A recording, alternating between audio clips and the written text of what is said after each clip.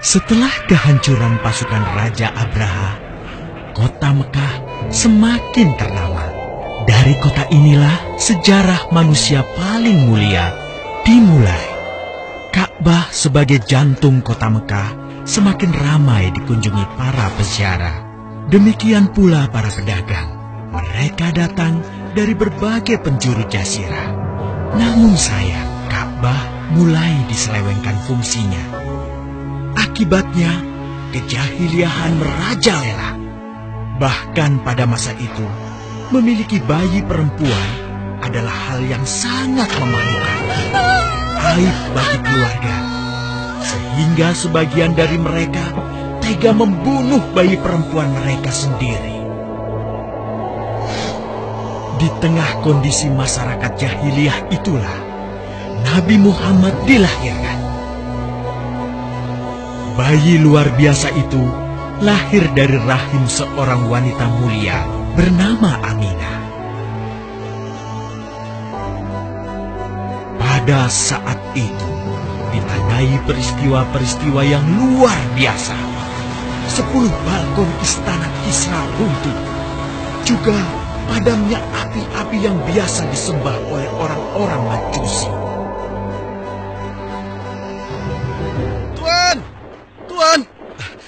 Tuan Abdul Muthalib, ada kabar gembira. Kabar gembira? Kabar gembira? Kabar gembira apa? Tuan, cucu Anda telah lahir.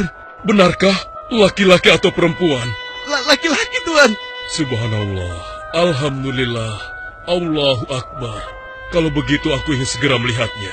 Mari, Tuan. Setelah mendengar itu, Abdul Muthalib bergegas menuju ke rumah Aminah.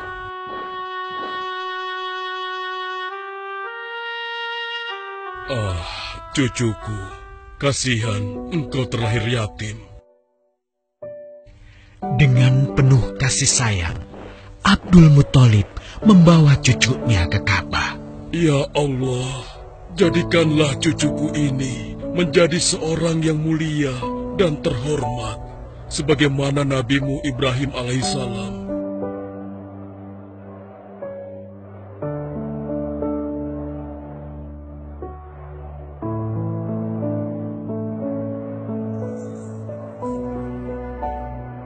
Siapa namanya, Ayah? Muhammad. Muhammad? Iya, aku akan menamainya Muhammad. Artinya yang terpuji. Kehadiran Muhammad kecil sungguh memberi kebahagiaan. Tidak hanya bagi keluarga Bani Hashim, bahkan seluruh kabilah suku Quraisy menyambutnya dengan sukacita. Kemudian Abdul Muthalib mencarikan ibu susu bagi Muhammad kecil. Kita sudah berhari-hari mencari anak susuan, yang dari situ kita akan mendapatkan imbalan yang cukup. Namun hingga saat ini, belum juga kita dapatkan. Ya, istriku, aku mengerti. Apa kita terima saja bayi yatim itu? Muhammad maksudmu? Iya, cucu dari Abdul Muthalib. Kasihan dia. Hampir semua teman-teman dari rombongan kita tidak ada yang mau menyusuinya. Karena tidak ada harapan untuk mendapatkan imbalannya dari ayah bayi itu. Betul juga engkau, istriku. Kasihan anak itu. Aku mendukungmu jika engkau susui dia. Mudah-mudahan Allah memberikan keberkahan bagi kita. Halimah segera mendatangi Abdul Muthalib. Dia bersedia untuk menjadi ibu susu dan pengasuh bagi Muhammad kecil. Betapa gembira Abdul Muthalib mendengarnya. Halimah dari Bani Sa'ad itu akhirnya dipercaya Abdul Muthalib untuk mengasuh cucunya 2 tahun lamanya. Ayo istriku, kita berangkat sekarang. Sebentar lagi suamiku. Insya Allah kita berangkat sampai anak ini kenyang. Kalau begitu, aku lanjutkan berkemas-kemas dahulu. Hah? Ada apa suamiku? Lihat, unta dan keledai kita. Mereka demikian sehat, tidak seperti sebelumnya. Subhanallah. Betul, suamiku. Tidak seperti kemarin. Demi Allah, kau tidak salah memilih istriku. Kau telah mengambil anak yang dipenuhi dengan barokah. Allah melimpahkan keberkahan atas Halimah dan suaminya. Mereka pulang ke kampung Bani Sa'ad dengan penuh rasa syukur. 2 tahun berlalu sudah. Tugas Halimatus Sya'diyah sesungguhnya telah usai. Saatnya Muhammad kecil harus dikembalikan kepada ibunya. Terima kasih Halimah. Engkau telah merawat anakku dengan baik selama 2 tahun. Tidak ada yang bisa kuberikan, kecuali aku berdoa. Semoga Allah memberkahi engkau dan keluargamu. Amin. Saya juga bersyukur diberikan kepercayaan dan kesempatan merawat anakmu, wahai Ibu Aminah. Namun, begini Bu, mohon maaf. Kalau boleh, izinkan aku merawat Muhammad lebih lama lagi. Aku masih sangat sayang padanya. Baiklah, kalau begitu aku setuju dengan usulmu. Bawa dan rawatlah Muhammad sebagaimana dia anakmu sendiri. Terima kasih, Ibu. Terima kasih. Begitulah, Muhammad kecil kembali ke tengah-tengah Bani Sa'ad. Ia tumbuh menjadi anak yang memiliki banyak teman. Karena kemuliaan akhlaknya. Tatkala berusia sekitar 4 tahun, terjadilah suatu peristiwa. Muhammad, Bu! Muhammad! Muhammad? Kenapa Muhammad? Muhammad dibawa orang. Hah? Dibawa orang? Diculik? Coba ceritakan. Ketika kami tengah bermain, tiba-tiba ada orang dewasa datang. Dia langsung membawa pergi Muhammad dan membunuhnya. Hah? Membunuhnya? Ya Allah, di mana? Di mana? Antarkan ibu ke sana. Dengan perasaan cemas, Halimah bergegas menuju tempat itu. Dan dilihatnya, Muhammad kecil tengah terduduk. Muhammad, apa yang terjadi denganmu? Dengan sangat tenang dan jelas, Muhammad kecil menceritakan apa yang telah terjadi. Bahwa seseorang telah membelah dadanya, mengambil hatinya, kemudian mencucinya dan mengembalikannya lagi ke tempatnya semula. Maka sesungguhnya yang datang itu adalah malaikat Jibril. Dia ditugaskan Allah untuk mencuci hati Rasulullah sehingga bersih dari segala kecenderungan setan. Subhanallah, sungguh anak ini bukanlah anak sembarangan. Sebaiknya aku kembalikan saja kepada ibunya. Peristiwa itu membuat Halimah sangat khawatir. Maka bergegaslah Halimah mengembalikan Muhammad kecil kepada ibunya. Menginjak usia yang ke-6 tahun, Muhammad kecil diajak ibunya untuk berziarah ke makam ayahnya, Abdullah di Yathrib. Dalam perjalanan pulang kembali ke kota Mekah, Aminah pun jatuh sakit. Dari hari ke hari, tubuhnya semakin melemah. Hingga di sebuah kota bernama Abwa, letaknya antara Mekah dan Yathrib, Aminah meninggal di sana. Dan Muhammad kecil pun menjadi seorang anak yatim piatu. Sejak itulah, Muhammad kecil dirawat dengan penuh cinta dan kasih sayang oleh kakeknya, Abdul Muthalib. Muhammad, sudah berhentilah memerah susunya. Insya Allah, sudah cukup untuk persediaan kita hari ini. Beristirahatlah sejenak. Makanlah agar kau tetap sehat.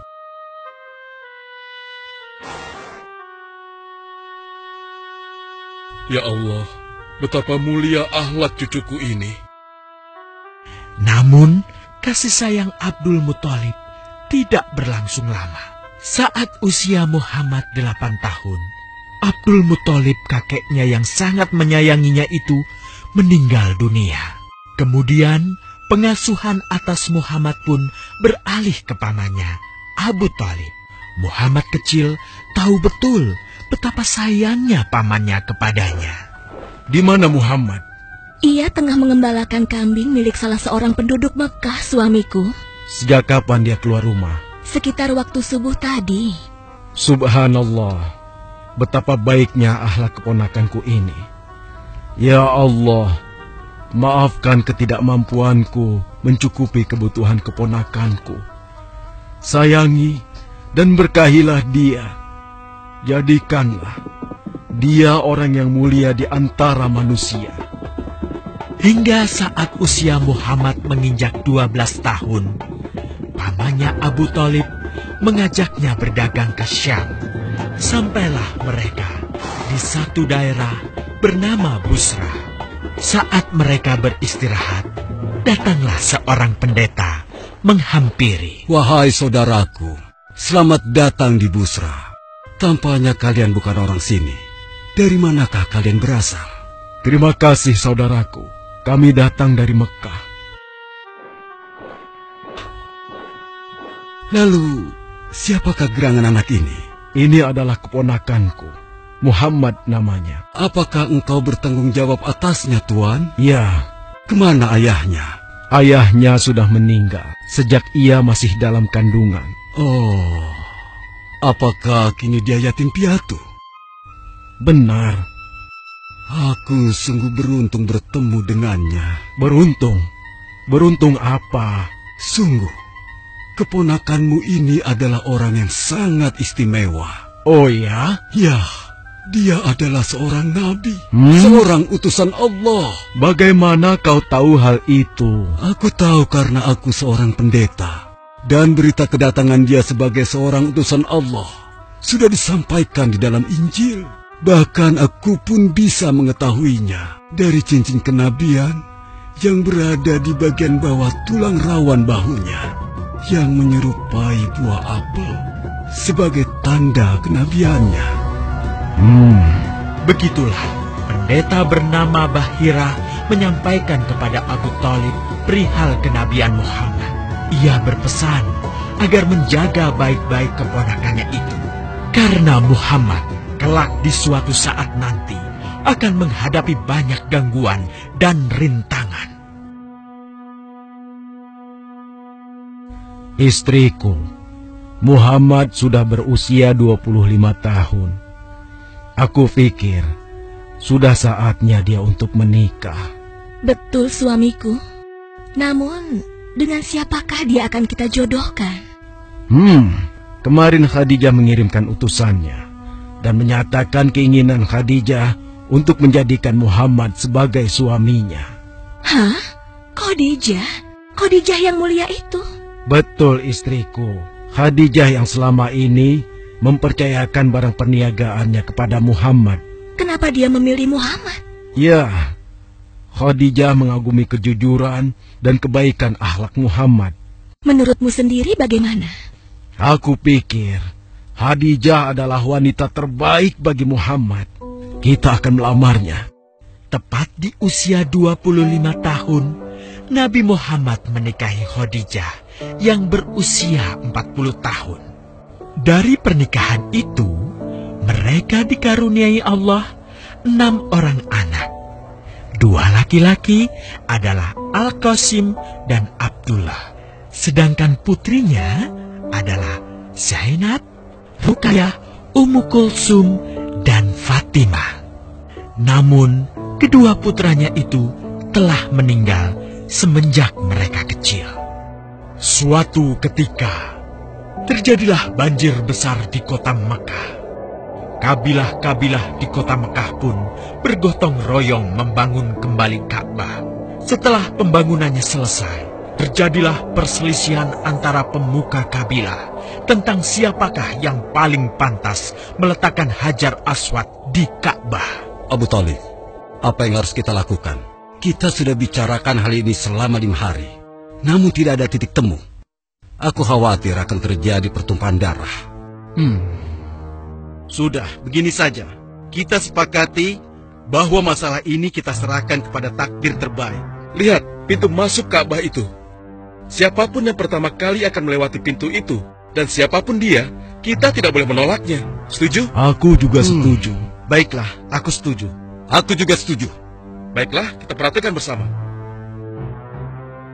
Tidak lama setelah kesepakatan itu, atas izin Allah, Nabi Muhammad menjadi orang pertama yang memasuki pintu menuju Ka'bah.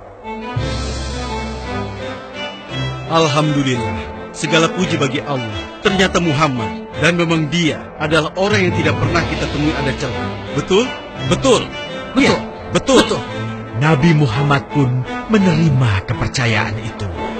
Dengan kebijaksanaannya, Nabi Muhammad meminta sehelai kain, lalu meletakkan Hajar Aswad di atasnya. Nabi Muhammad mempersilahkan seluruh pemuka kabilah untuk memegang ujung-ujungnya dan mengangkatnya secara bersama-sama. Setelah sampai pada sudut Ka'bah, giliran Nabi Muhammad meletakkan Hajar Aswad di tempatnya semula. Terhindarlah perpecahan di kota Mekah. Meskipun demikian, kegelisahan masih terus menggelayuti hati Nabi Muhammad. Kejahiliahan ada di mana-mana. Kezaliman dan kemaksiatan terus berlangsung. Ia tak habis pikir. Nabi Muhammad mulai merenung dan menyendiri untuk menghindar dari perilaku jahiliyah. Nabi Muhammad memilih tempat di sebuah goa di atas bukit sekitar Mekah. Goa Hiro. Dari mulut goa itulah Nabi Muhammad bisa memandangi kota Mekah yang dicintainya dengan pandangan yang lebih luas. Hingga suatu ketika, sesuatu yang tidak pernah terbayangkan sebelumnya terjadi. Tiba-tiba, goa itu menjadi terang benderang. Kemanapun arah mata melihat, di sanalah cahaya itu ada. Itulah malaikat Jibril. Jibril berkata, "Bacalah." Dengan gemetar, Nabi Muhammad berkata, "Aku tidak bisa membaca." Malaikat Jibril lantas merangkul Nabi Muhammad SAW dengan kuat hingga nafas beliau sesak. Seraya berkata lagi, "Bacalah." Sampai akhirnya malaikat Jibril membantunya setelah merangkulnya dan menyuruhnya membaca hingga 3 kali. Kemudian malaikat Jibril membantunya membaca. "Bacalah dengan menyebut nama Tuhanmu yang menciptakan. Dia telah menciptakan manusia dari segumpal darah. Bacalah, dan Tuhanmu lah yang paling pemurah, yang mengajarkan manusia dengan perantaraan Al-Qalam. Dia mengajarkan kepada manusia apa yang tidak diketahuinya." Kalimat suci telah terucap. Resmilah sudah. Dari dalam Goa Hiro, Allah mengangkat Nabi Muhammad SAW sebagai penuntun dari kegelapan menuju cahaya, dari keburukan menjadi kebaikan, dan dari kesengsaraan menuju ke keselamatan.